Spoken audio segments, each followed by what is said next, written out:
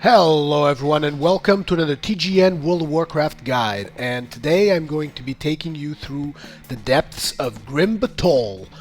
Now, a lot of people like to claim this is one of the hardest instances of this expansion. I have to say I would disagree, particularly if you do a good job in the bombing run. It's actually quite easy, to be honest. In this particular group, we've had some issues, a couple of wipes, which is good because I think people need to watch this kind of stuff to learn how to react it. Now, in here I do my usual, the marks on your head are your CC marks. You guys probably already know I always do this because it's quite simply the best way, at least in my opinion, so that people know exactly what I mean when I say, okay, I want you to CC this mob. I'll just put the mark up and they will know from the start that was the mark they were assigned, so it's pretty simple stuff. So here you want to AoE tank these trogs, pretty basic stuff. You just come in here, rend one of them, thunderclap, cleave, you know the works, AoE stuff, position yourself properly, shockwave, whatever, it doesn't really matter. So on these guys there are dragonkin, so there's actually only certain CCs you can apply. So in this case I actually have a rogue, a warlock, and the hunter, and I end up just asking the warlock to fear and the rogue to sap because it's faster than having the hunter do all those preparations. It seems they have to do some form of preparation to shoot the trap and whatever. So I always try to use the hunter as a last resort, even though when you get a good hunter, you can actually get him to do the traps really fast. I didn't even knew it, but in this particular run, it wasn't really the case. The hunter was not super awesome, so yeah. So basically, you will CC them and kill them off one by one, which is pretty standard these days. The way you do the heroics and stuff, you want to CC them, then kill them off one by one. If you don't really know your group, if you actually know your group, or you're in a guild pug or something, you can basically AoE everything down because it is possible. But yeah, so in here I do a square for the hunter, and you want to let you have to be mindful of something. When you have a rogue or a hunter in your party, they should take priority over the remaining CCs. Like for instance, rogue should always be first, hunter should always be second. In case there's no rogue, hunter should always be first because their CCs are actually the hardest ones to, well, not really the hardest ones, but they're the ones that are harder to do in combat. In fact, the rogue can't even CC in combat, and the hunter has to aim his trap, and most of the times he will miss if he's doing it while in combat. So we CC'd one of the elementals, we banished the other one, and we sapped one of the warriors. Pretty simple stuff. Nuked down the other two, and in here the banish is going to break, so I'm like, okay, I'm gonna pick it off. Which was perfect, but then the warlock CC'd it again, and I'm like, oh, damn. But then he broke it early, so yeah, no biggie, don't really care. Kill that off. Eventually the sap wears off, which is great. I just start nuking that one as well. Pretty simple stuff. And after this one, we're gonna go straight into the trapped one. You could see there the hunter retrapping, which is actually a good thing. I didn't really notice that, but this is actually a good thing that the hunter knows how to retrap just in case we take longer dealing with the other mobs. He is making sure that this one mob is still remaining on the CC. So from here on in, you will see me just basically go ahead and keep on doing CC marks and killing off each mob one by one, and then just giving instructions: go rogue, fear warlock, whatever, and nuke this one. Pretty simple stuff. I mean, once you get the flow of things going, I mean, it just gets really simple. And this instance is not really a hard one. It's all about doing proper nuking in the next trash, to be honest, because that's what really makes the instance go faster. Now, in regards to marking, a lot of people have asked me questions about how do I mark so quickly. Well, it's pretty simple. If you go into your World of Warcraft menu, you should have something there that's called your key bindings, and if you scroll down in your key bindings, there's actually a little section there that I believe that says raid markers, and it says mark skull, mark diamond, mark whatever, and you just assign keys to it. Usually what I do is, I didn't really set up for this, but yeah. You got your standard keyboard over here, and oh yeah, this section is actually important. You want to look at which mobs I'm particularly nuking right now, and take a mental note of the ones I'm nuking, because the ones that I'm aiming for are actually the most important ones, and they are the ones that you really want to make sure that you nuke as much as possible, so that the next trash after you get out of the dragon is as easy as possible. So just wanted to let you know, take a mental note of the stuff that I'm nuking here, because if you're new to this instance, these are the same mobs that you should be nuking while you're on the dragon, and nuke them as hard as possible. Just spam one at all times, whenever you can. One target, one click, one target.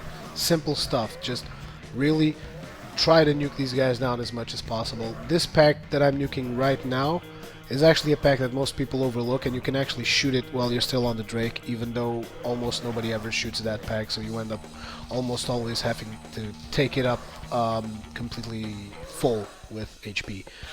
And now, like I said, just reducing as much HP as possible. In fact, some of these packs you can immediately just kill off while you're flying through if your group is good enough. Make sure to pick up that particular pack I was shooting at now, because those are mobile and people a lot of times miss them, which then becomes a pain in the ass to tank.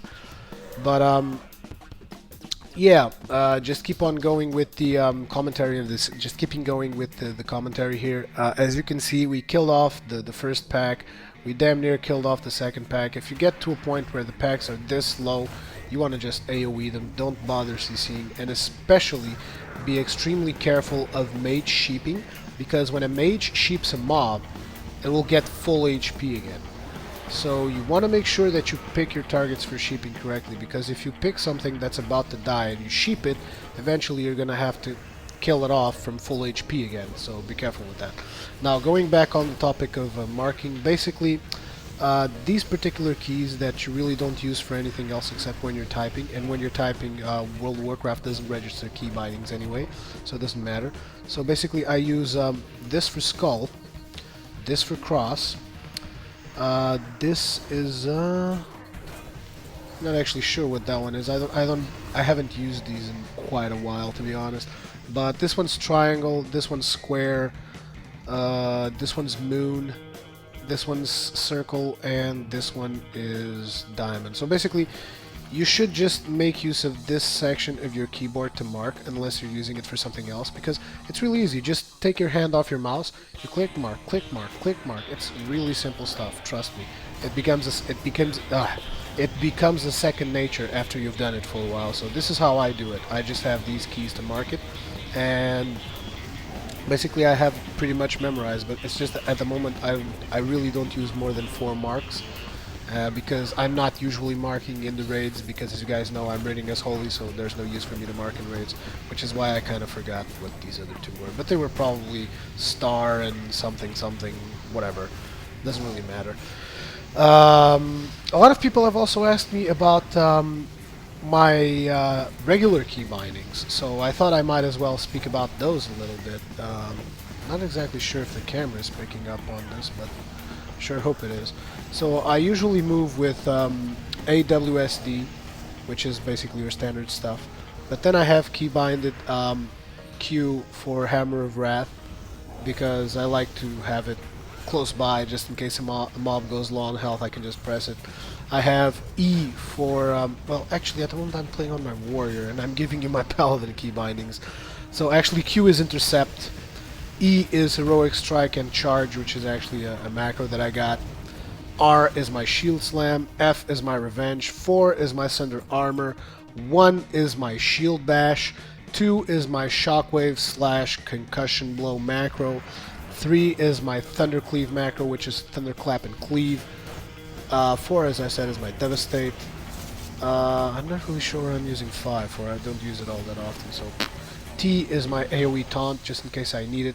And the rest of the stuff that I need, I usually have it on my mouse. Oh yeah, also G is shield block.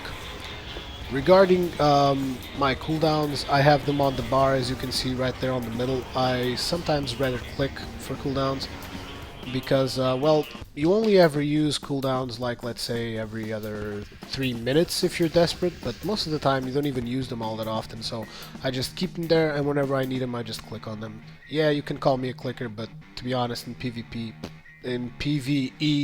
doesn't really matter all that much.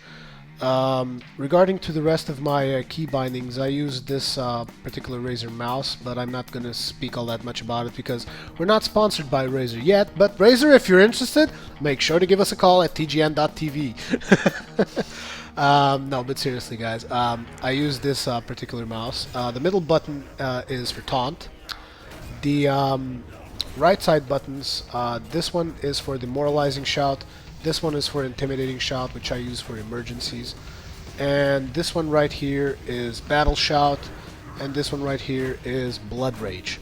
Well, actually battle or commanding. At the moment it's commanding. It depends on what I need. I usually switch the buttons around depending on what I need. So over there, as you can see, I made a fatal error here, which was basically the mob was going to blitz my healer, and I charged in close to the healer to get the ads, which was a huge mistake on my part because I didn't really read that the mob was going to blitz the healer, and so basically that took my HP down. But then again, the healer also didn't dodge it, and so he died after the blitz, which is basically a pain in the ass, and we died and wiped.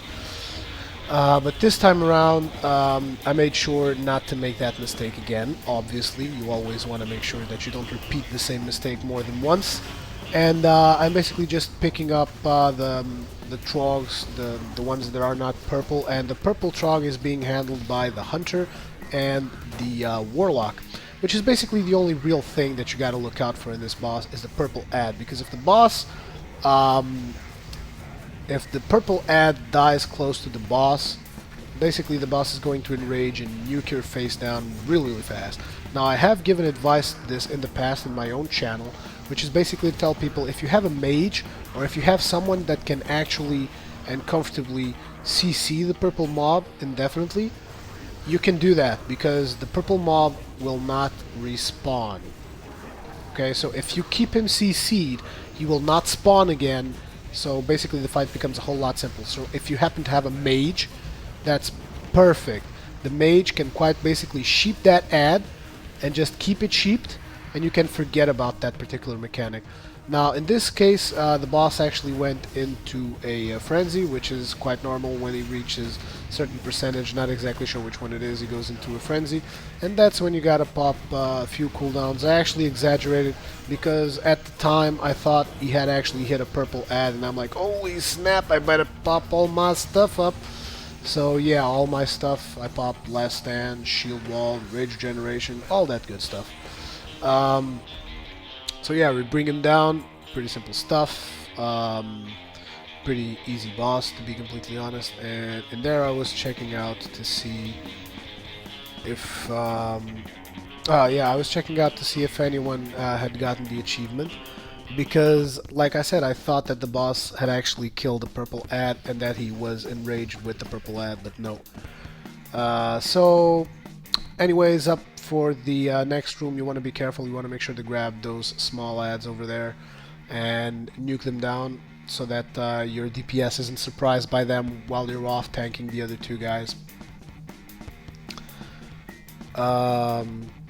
So now basically that's what I'm doing. I'm waiting for the small ads to come back and making sure I grab them.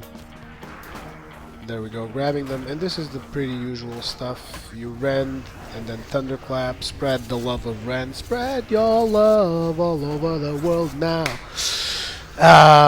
You spread the good love of Rend and kill everything off.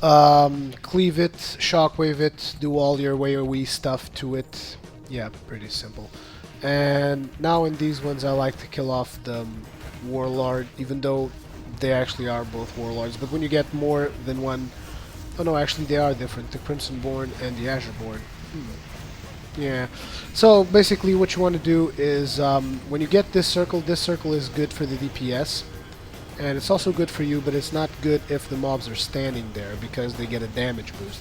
So I want to try and pull them off. I was actually being a little bit cocky there, and I was like, yeah, I'm just going to stay here and nuke you even harder.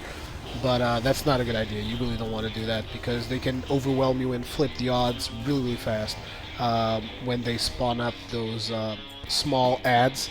They can basically nuke you down really, really fast, and you want to make sure that you don't take any chances. Now in here, I was actually really, really sleepy, and you can really tell because I'm like, yeah, I'm marking CC, and then I charge right in and don't even give a crap. Then I'm like, oh snap, I needed to CC these because it's really important to CC these guys. Why? Because those Twilight Beguilers, whatever you want to call them, they do something called a chain mine, which they're doing right now.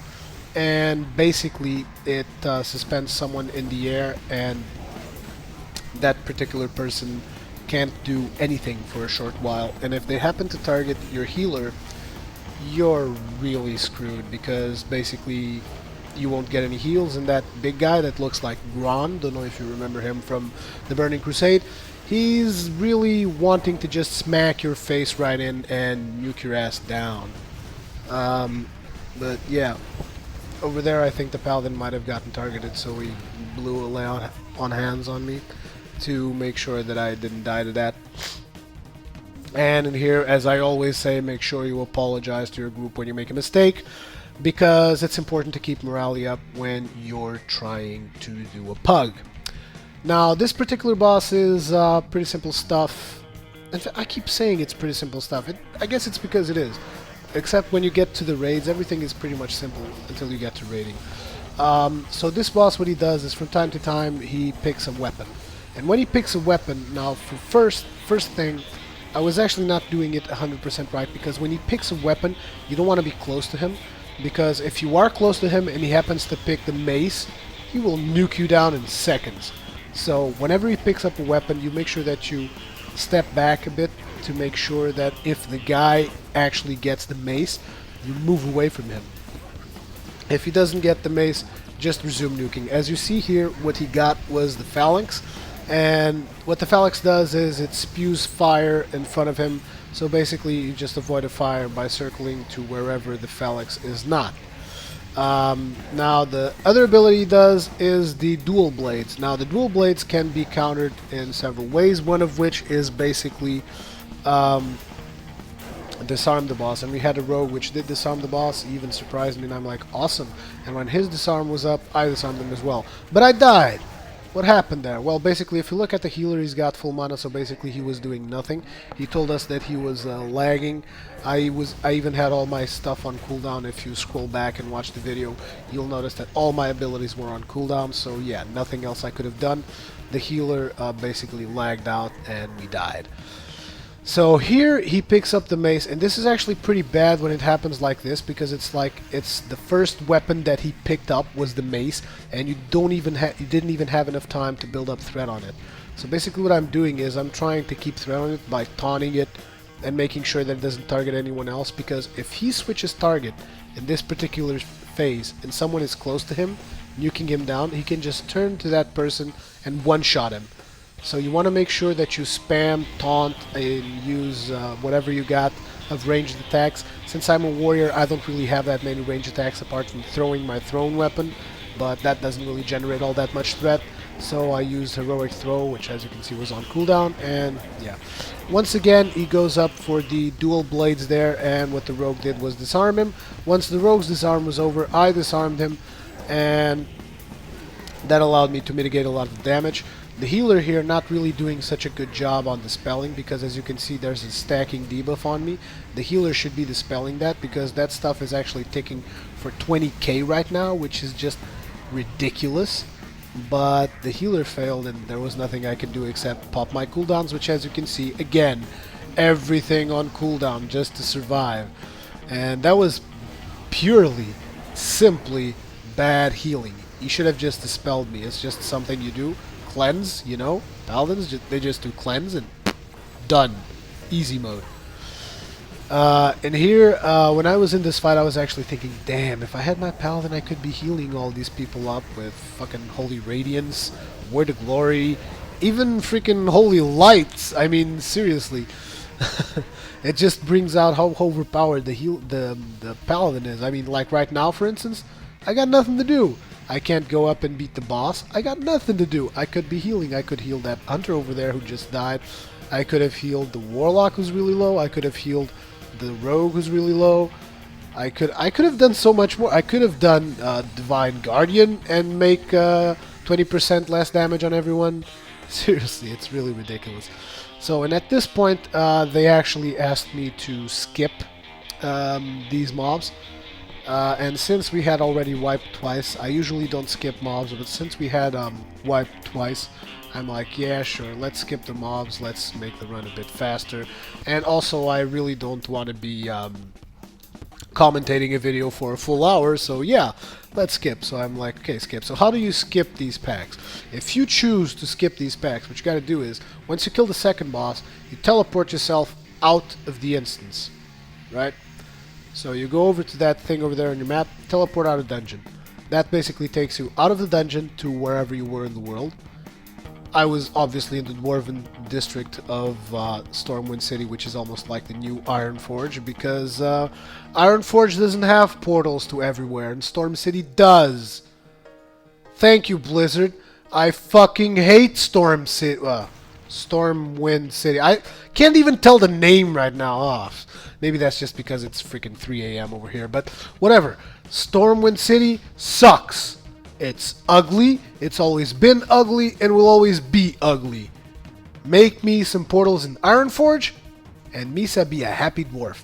So once you teleport back into the instance, all you gotta do is go up to the battered red drakes, and make sure that if you do this, make sure to inform your group to let the tank go in first, because what's gonna happen is, there are mobs that spawn at the place where this dragon lands. So you want to make sure to let the tank go in first to pick up those mobs, otherwise someone else might go in and die, which is a pain in the ass. So here I am, I arrive right here, and I'm already scouting for the mobs, and here they are immediately right after me. So you already know what I'm going to say here.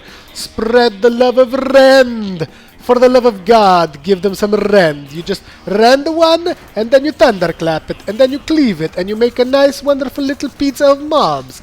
Understand? Pretty simple stuff. So yeah, you spread the love of Rend immediately, and then you thunderclap, shockwave, cleave, all that nice AoE stuff you can make as a warrior. Also, I haven't really been referencing Devastate as an AoE, but it can be if you glyph for it. There's a glyph, I believe it's a glyph of Sunder Armor. I'm actually not sure if I'm using it at the moment because, like I said, I've been playing a lot on my Paladin. I'm not exactly sure, but I know that my warrior has proper glyphs right now. But I'm pretty sure that I have the one that basically will spread your Sunders around to all targets. So in here I'm actually charging in and just nuking them down because this pack was actually pretty low. So I'm just like, yeah, whatever, tank them just like this. No CC is needed, to be honest, because they're all pretty low. And in here I pull this one. This that I'm doing right now is actually referenced by some people as chain pulling. In fact, by anyone as chain pulling. And you can only really do chain pulling if you feel that the group is comfortable, so you can keep on chain pulling forever.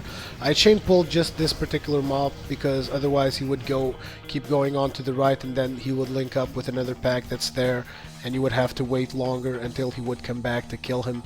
So yeah. But usually if you really do chain pulling, it's like you just keep on moving from pack to pack without waiting for the last target to die even. Just leave it at 10%, 20%, whatever, and keep on moving to the next pack. In fact, if you look up the last video I made on Shadowfang Keep as Protection Paladin, at some sections of that dungeon, I'm pretty sure that I did some chain pulling. Now here, I reach this pack, and I'm looking at the health, and I'm like, whoa, whoa, whoa.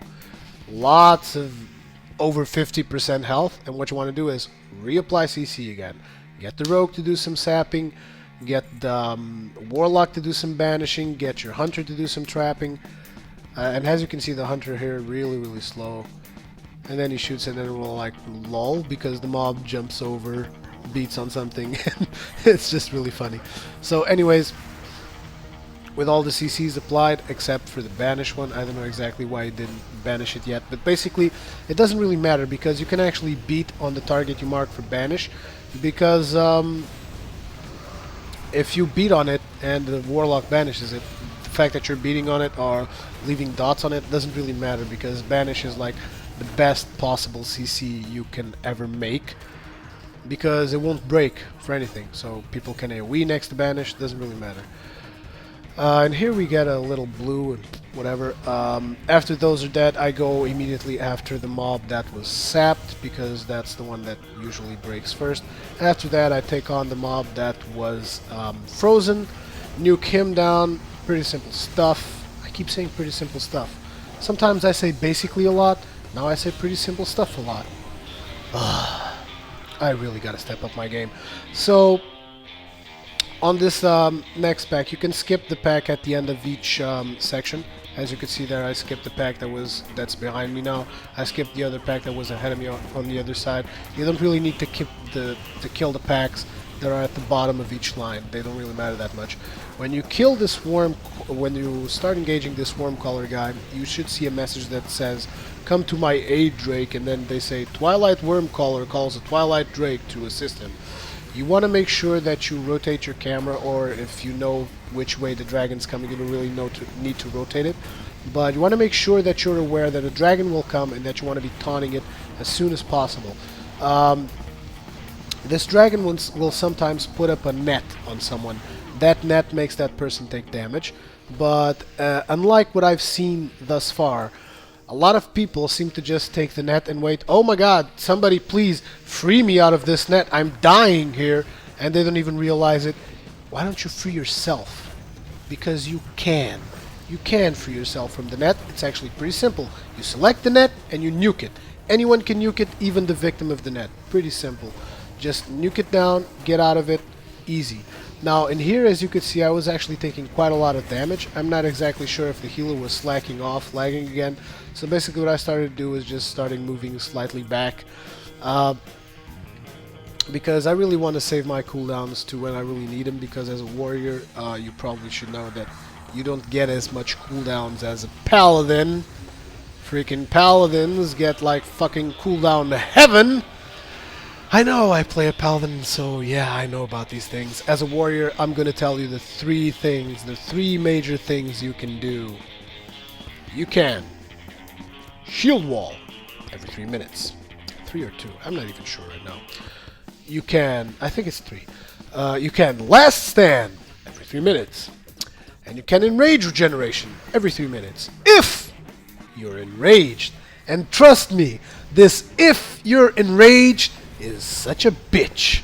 You have no freaking idea how much of a bitch it is when you need to use enrage regeneration and you're not enraged.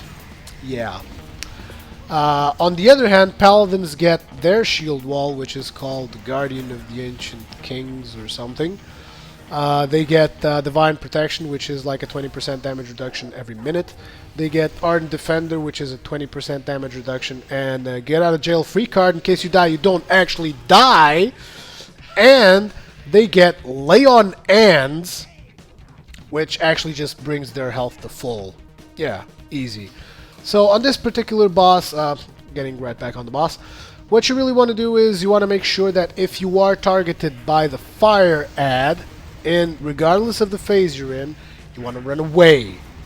If you are not targeted by the fire ad, you want to do whatever you can to make sure the fire ad doesn't reach the targeted person. Even if you're the tank, which was the case there. I was a tank, I still charged the mob, stunned him with my charge, and nuked him down, at least helped nuking him down. So yeah, if you're targeted, run away. If you're not targeted, make sure you help everyone by every means you can. Now, as you can see here, I was being targeted, and I'm actually gonna go ahead and heroic leap my way the fuck out of there. Haha, beat that. You can't really beat a good heroic leap unless it fails, which happens quite often, more often than I'd like to see, Blizzard. Let's get that fixed, shall we? Get it right already. Apart from that, the other thing you want to be doing on this boss is, as you can see there, when the Drake faces somewhere and he starts getting these purple spikes coming from beneath him, that means he's going to shoot in that exact direction. You don't want to be in front of him when he does this. So basically make sure to be behind him when he does those things and nuke him down. Pretty simple stuff. When he does this white stuff on the floor, you can basically just assume it's... Well, basically, it's a puddle of jizz. Would you like standing in a puddle of jizz? I don't think so. So don't stand there. Pretty simple. The puddle of jizz also slows you down, which is a pain in the ass, and I believe it also makes some damage. So when you see a puddle of jizz, get the hell away from it, seriously. I mean, it's just nasty. It's jizz on the floor. Nasty. Get away from it. Apart from that, at a certain point in this fight, the dragon will go away, and again, as you can see there, dealing with the fire rat, the dragon will go away, and you just have to kill Draga Shadowburner. Well, at least for now, because that dragon over there, Valiona, you're going to be meeting her in Bastion of Twilight if you're planning on doing some raiding.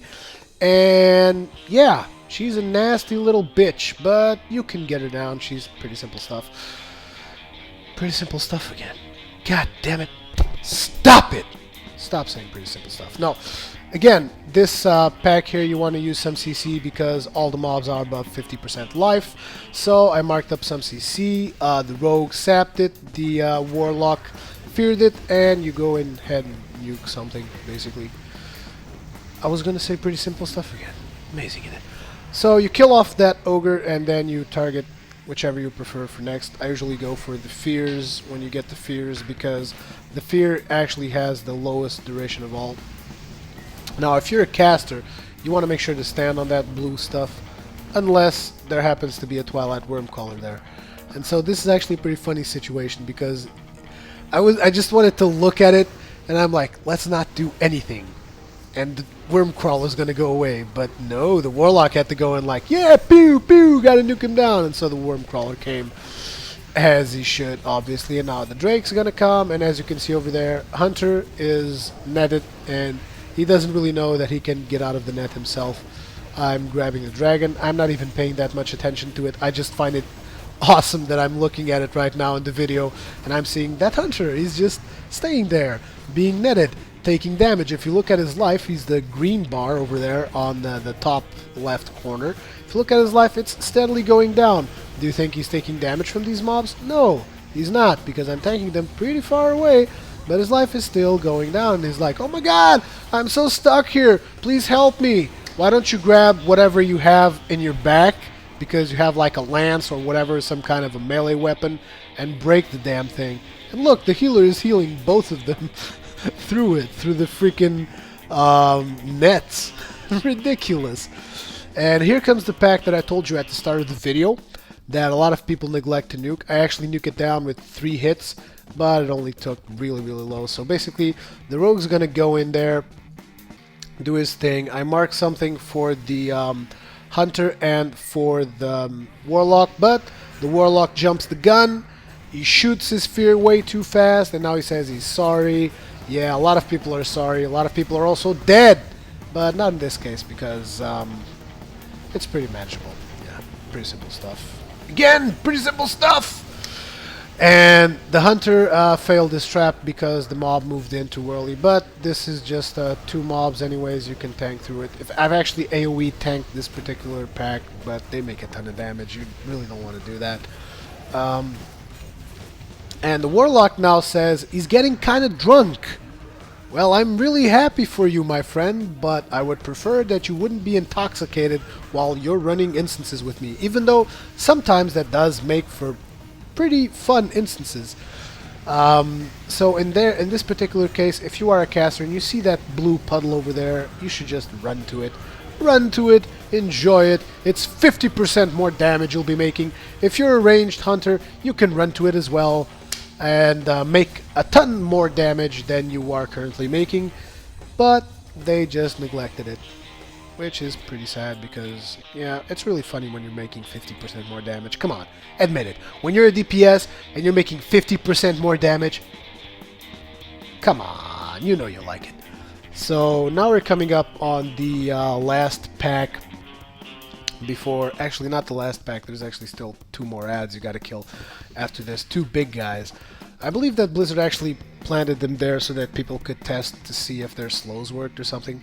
So in here I'm actually trying to go full out CC everything, because these guys pack quite a punch and I hate it when they kick my ass. So basically what you want to do is, since you have all this CC, rogues can sap, hunters can trap, and warlock can fear, so yeah, just make use of it. And again, I'm trying to pull it away, and it's really funny because the mob is feared, and you could just see the judgment of the paladin going up on the feared mob. Yeah, I know your pain, Mr. Paladin. I know your pain because my main is currently a paladin as well, so I know your pain. I know you need to judge your thing to get your mana back and all that stuff, but still, make sure you select your target. Come on, seriously. So now I'm going to go ahead and nuke down the sap target. Once again, pretty basic tactics. You want to go ahead and nuke this sap down first because the frost trap can be refrosted while the sap can't be resapped because you can't actually sap in combat. Or can you? I'm pretty sure you can't. At least most of the rogues I've been with so far can't. But I don't really play a rogue because I don't like the idea of running around stealthing behind people and stabbing them in the back. I much prefer to just punch them straight to the face, shield slam their asses in. Yeah, much more appreciate. Yeah. Much more enjoyable. Much more enjoyable. That's what I meant. So you gotta kill these two ads before you kill the boss. This is actually a good place if you want to test out if you've got the correct slows for the boss. These are the ads you should test it out in. Even though we didn't actually test anything out, we should have. Because, well, but basically I was looking at it and I'm like, well, a hunter, he can do the freezing trap. Warlock, he probably has the shadow something that slows stuff down. And a rogue can also do his AoE thingy that slows down, so yeah. So here I was actually checking out the total damage, but there's a reason for me to do this. I'm not checking it out and like, oh, how much damage did I make? Oh my god, yeah. Awesome, yeah, no. I was checking it out because I was trying to split up groups, and you always want to know exactly how much damage someone is making to select where you want to put them, which, as you can see, I carefully selected the hunter and the warlock on one side and put the rogue on the other, because the hunter is lower than the lock, but I can help the rogue on the other side myself, so basically I put the rogue on the other side. So me and the rogue will nuke on the left side, the hunter and the warlock will nuke on the right side, and when you're done on the right side, help out on the left, because obviously the hunter and the warlock would most likely finish up before us. Why am I saying these things? You probably, if you don't know the tactic for this boss, you don't understand this, but basically what's going to happen is, at some point, the boss is going to summon two ads, and these ads will move one to the left and one to the right. And what you want to do is you want to make sure that you nuke them down as fast as possible before they get to those eggs that you're seeing on the screen right now. Because if they do get to those eggs, they'll begin to hatch them, and small twilight whelps will come out, and they will heal the boss and nuke your group down while healing the boss. So it's a royal pain in your ass, and you want to make sure that you avoid that at all costs. So, which is why I'm making sure that everybody understands how they have to kill the ads. And like I said, the warlock has his shadow flame thing that slows down. The rogue has his slow. The hunter has his slow. So, like I said, basically you got to make sure that those two ads are slowed. And yeah, that's pretty much the main part of the fight that matters. Apart from that, the boss also does something called Shadow Gale, and what I usually do is tell people, if you're lost during Shadow Gale, make sure you find me, and when you find me, stand exactly where I'm standing, because I can always spot where the Shadow Gale is. So the Shadow Gale is, when he starts casting Shadow Gale, you will mark a small purple whirly on the floor, and what you want to do is, when I identify it, and run to it, because that's going to be the only safe spot in the whole room when he does it. Now in here he actually did enfeebled body, and I had to take some damage because I was too close to the wall. But since the damage was pretty much manageable, it was okay. Now in here, as you can see, the purple swirly I told you about, there it is. Now in here I made a really big mistake, which is usually I like to run fast back. But in this case, I forgot that we had a good warlock in the group, which was actually making a ton of damage. And what happened was, I lost aggro during the Shadow Gale because I wasn't able to hit the boss. And so basically the boss is not hitting me, but I don't notice until now, and I'm like, what the hell, he's not hitting me? And I taunt it, but the boss had already killed the Warlock. And that was pretty much it, because it's a fatal mistake, because now the Warlock can't DPS the right ad, and there's really no coming back for this unless you have a Druid to battle res the Warlock. So yeah, fuck my bad. I totally didn't notice that the Warlock actually went through my threat. Because, yeah, like I said, I'm not used to having good DPS on my groups. I'm totally not. It's true.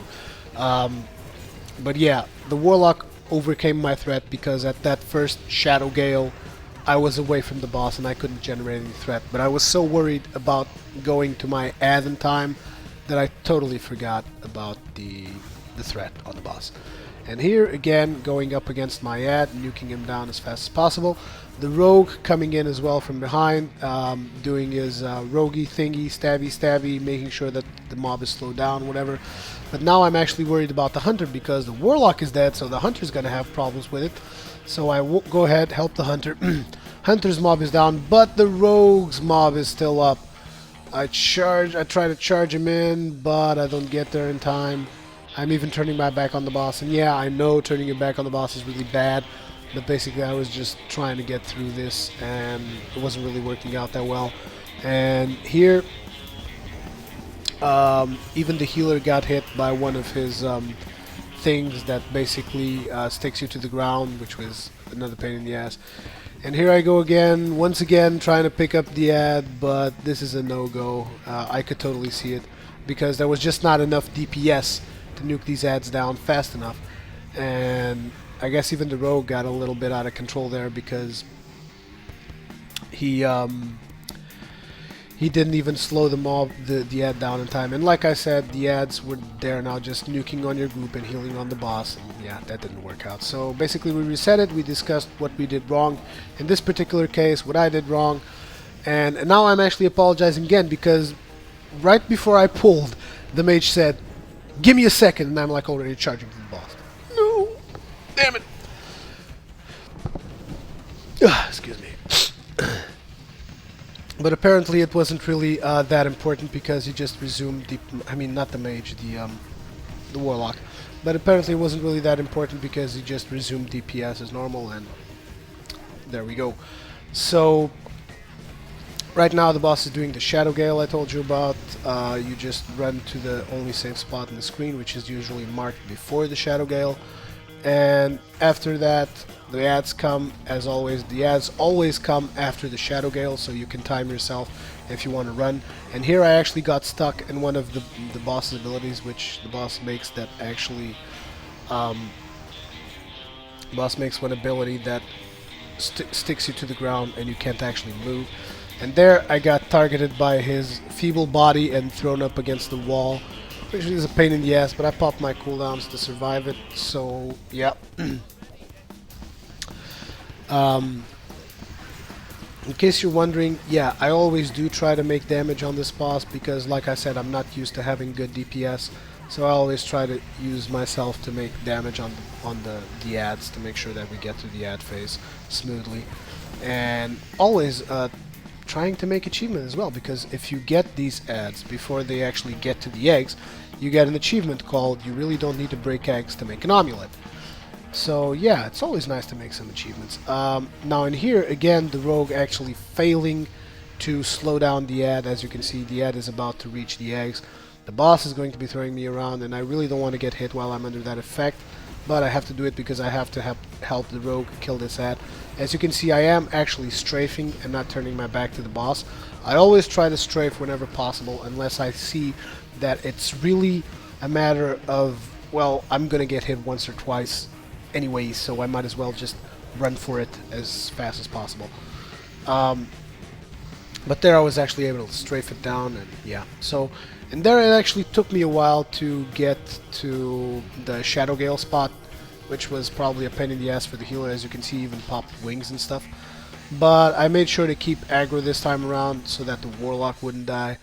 And the boss actually pushed me towards my ad, which was actually a good thing, but I still got hit while having enfeebled body, which is a pain in the healer's ass. But this still enabled me to get more damage onto my ad and still being able to help out the Hunter and the Warlock on their ads. And now right back on the boss. As you can see, the boss isn't really all that hard. It's just a matter of execution of simple tactics. That's all you gotta do. You gotta execute simple tactics and the boss goes down really simple. Something I haven't been mentioning, but you guys should know it anyways. When you're in, obviously during a boss fight, as a warrior, you want to make sure that you do your thunderclap and your demoralizing shout, because paladins and death knights get that stuff for free. Warriors don't. In fact, paladins, they judge. Thunderclap's already made. They hit something. Demoralizing shout's already made. They didn't have to deviate all that much from their rotation. Warriors are actually the only class. I think maybe druids as well. No, actually the thunderclap for druids is also automatic. They just gotta apply demoralizing roar if they want it. So yeah, warriors are actually the only tanking class that has to manually think about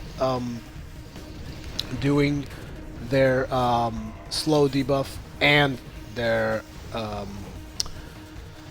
attack power reduction debuff.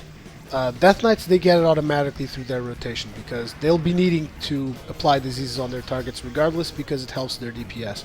We don't. We actually have to make a conscious decision to do it. Paladins get just about everything automatic, so yeah, whatever. So yeah, that's actually one of the things that makes me really enjoy warrior tanking. I find it that it's... I don't know, it's just, I really like it because it's so hard and challenging. I don't know. So anyways, we're just killing off the final set of ads here, and then we're going to be nuking down the boss. And as you can see, the boss is not really all that hard. It's actually pretty manageable. You just got to make sure that you apply the tactics correctly. And as you can see, right now he's going down fairly fast. There's really no point in going to the ads after this. So you really want to just make sure that you stick on the boss, nuke him down, try to bring him to the Shadow Gale, which is actually a good thing that Shadow Gale was right next to the boss. So yeah, we just nuked him down, and that's that. At a certain point when I was actually preparing this warrior for raiding, I would have killed for that Circle of Bone, but right now, don't really care that much. But I believe I even got it anyways. So yeah. So I hope you guys enjoyed the video. I'm sorry if I seemed a bit out of my game today because it's really late here and I've been working with a lot of stuff with the rest of the TGN team, not just for World of Warcraft, a lot of other stuff that we're working on under other projects besides World of Warcraft as well as World of Warcraft. So we've been really busy over here, and anyways, I hope you guys enjoyed the video, and I will see you guys on the next one right here on TGN World of Warcraft.